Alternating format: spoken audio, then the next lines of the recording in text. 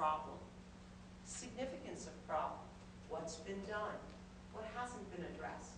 Second paragraph, big picture, big goal. Aims, approach to aims, and then what outcomes do I anticipate significance for my last paragraph. So just a couple of additional points about these elements of the specific aims. And I put this graphic in of the chicken and the egg to remind myself about which comes first. It's funny, in the NIH directions, they start with big picture, big goals, specific aims. When I think about them, I want to just say a few words about what I consider 3 or 4 elements of the aims. And it's a question of personal taste here. And I go from small to big. Small, hypotheses, the testable assumptions that are driving your research. And often people say, well, if hypotheses are so important, how many do I really need? And there is no great answer to that. It should be driven by the science. In general, I would encourage you to try and have at least one hypothesis. I would try for that. How many aims? Aim equals experiment to test the hypothesis. Aim equals experiment. The average number of aims is 3 to 4. And I would encourage you to go with the average. And you think, well, why? You know, you've been saying how hard it is to get a grant. Maybe I should do something to set my application out of the pile. You know, I really need funding. I really want this academic career. You've said the average is 3 to 4. I'm going to come in with 8 to 10, because then it'll be twice as compelling as someone else. But when we come in with too many aims, it doesn't look impressive. It looks like we don't know what's involved in an aim. We're not being realistic. The aims may be trivial. In general, I try and think of an aim equals a year at least of research. And that can be a useful model. So 3 or 4 aims. Overall objective of the proposal, if you carry out all your aims, what will you get? That's the overall goal. And then sometimes a broad, far-reaching objective, this is optional, but if you can look into the future and see where this grant is headed, what the future direction will be, and I'll show you how to do that in a moment. Sometimes I included it's optional. 1 or 2 words about the hypothesis. Sometimes people think hypothesis, how can I come up with a hypothesis? It's like being a fortune teller to know how this research is going to turn out. Here's what I want to say about a hypothesis. It's an assumption, and it's more than that. It's an assumption, but it's not just a prediction of how your research is going to turn out. The best hypotheses are hypotheses where we can see, here's my hypothesis. There are several possible explanations. If this one doesn't turn out, maybe I'll go on and test this one. Think in terms of possibilities, alternatives. Don't be wedded to one hypothesis. In other words, we don't say that I'm going to test this hypothesis, and if the data support the hypothesis, it'll be very meaningful, because then I'm going to come back at you and say, well, you know what? It's science. What if the data don't support your hypothesis? Will we have just wasted our money?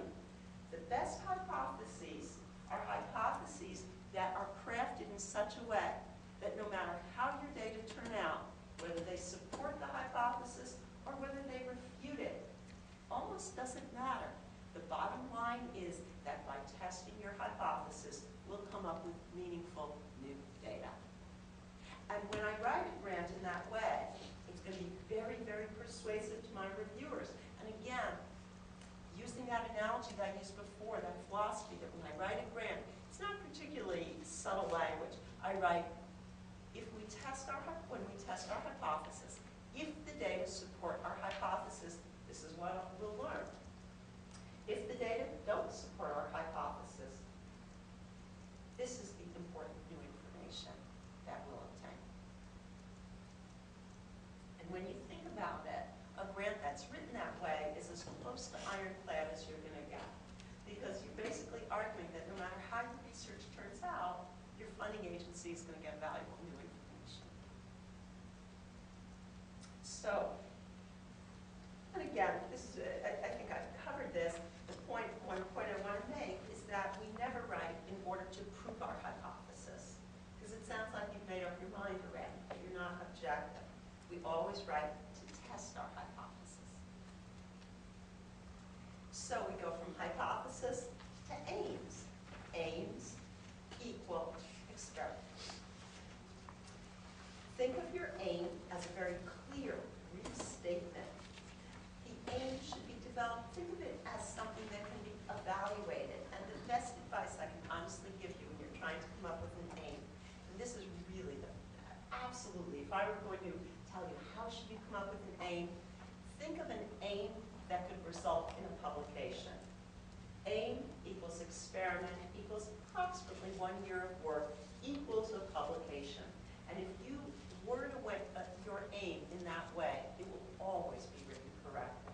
Aim equals experiment will generate a publication.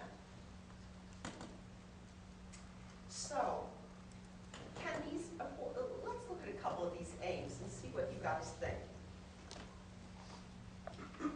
I said a moment ago that a hypothesis is really important, that an aim is an experiment to test a hypothesis.